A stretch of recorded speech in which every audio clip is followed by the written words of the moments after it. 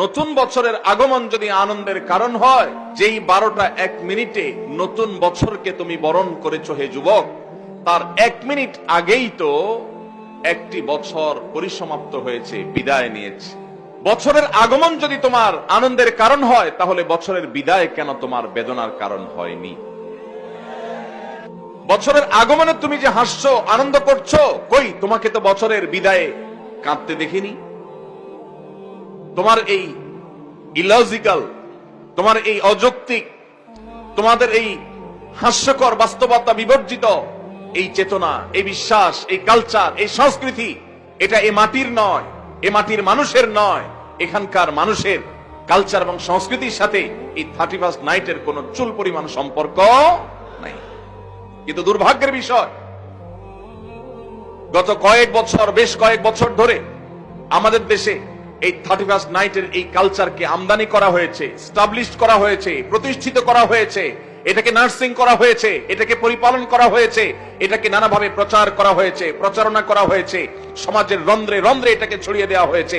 ঢাকা শহরে, চট্টগ্রাম শহরে, ময়মনসিংহ শহরে, খুলনা শহরে, বড় বড় শহরগুলোতে, এমনকি গ্রামেও 31st নাইটে 31শে ডিসেম্বর রাত 12টা 1 মিনিটে যে দৃশ্য দেখা যায়, সেটা কোনো মুসলমান সমাজে কখনো শোভনীয় হতে পারে না।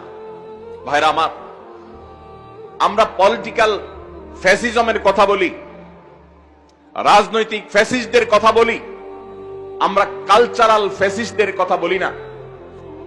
এদেশে এক শ্রেণীর পত্রপত্রিকা, এক শ্রেণীর মিডিয়া, এক শ্রেণীর তথাকথিত বুদ্ধিজীবী, তারা আমাদের দেশের মানুষের উপর ভিনদেশী কালচারকে আমদানি করে, সেটাকে প্রতিষ্ঠিত করে এত বেশি কোণঠাসা করে রেখেছে এদেশের ওলামা একরামকে, দিনদার মানুষদেরকে, যে সংখ্যায় এদেশে মুসলমানরা বেশি হলেও সংস্কৃতিতে মুসলমানরা এদেশে আজও সংখ্যালঘু হয়ে আছে।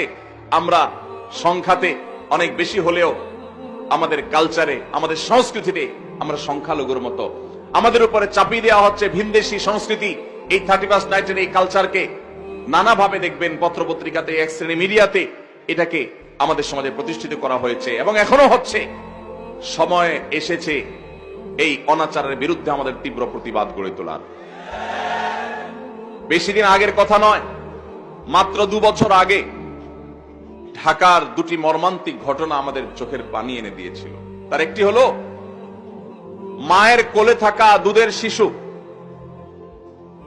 31st নাইটের বিকট আওয়াজে, পটকার বিকট আওয়াজে, আতশবাজির বিকট আওয়াজে সে দুধের শিশু মারা গিয়েছিল।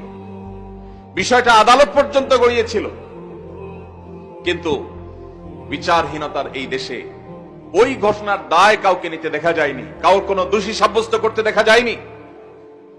ঠিক একই সাথে আরেকটি মর্মান্তিক ঘটনা ঘটেছিল, তা হলো একজন অসহায় নারী, তিনি তার সারা জীবনের সঞ্চয়কে একত্র করে ছোট্ট একটা প্লাস্টিকের কারখানা করে নিজ বাড়িতে প্লাস্টিকের আসবাবপত্র তৈরি করে ছাদের উপর সেগুলো মেলে রেখেছিলেন। এই 31st নাইটের আতশবাজির আগুন উড়ে এসে তার ছাদের উপর থাকা সেই প্লাস্টিকের উপরে পড়ে তার সমস্ত প্লাস্টিকগুলোকে পুড়ে ছাই করে ফেলেছে। এই যে মায়ের কোলে থাকা শিশুর মৃত্যু, আরেকজন অসহায় নারী উদ্যোক্তার সর্বস্ব হারিয়ে যাওয়া, আতশবাজির আগুনকে অপরাধীর কাঠগড়ায় দাঁড় করিয়ে চিরতরে নিষিদ্ধ করার